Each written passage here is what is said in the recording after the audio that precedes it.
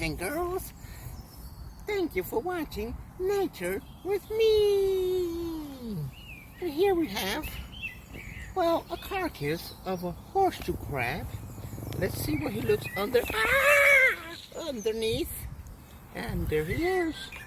Just looks like a crabby. But he is past, his has crossed over. And this is his little tail here. Pretty sharp. His blood is not red, it's blue.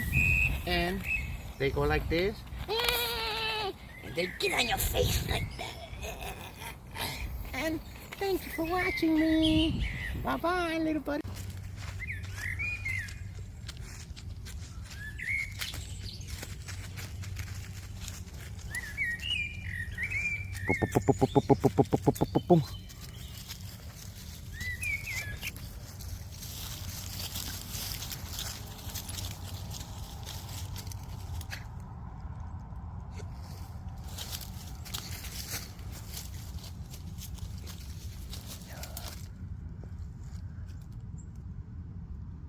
Well, my friends, thank you for tuning in for Nature and Me. There was a beautiful turtle going in his home, and he's protected from the weather and the elements. And we're going to leave him alone.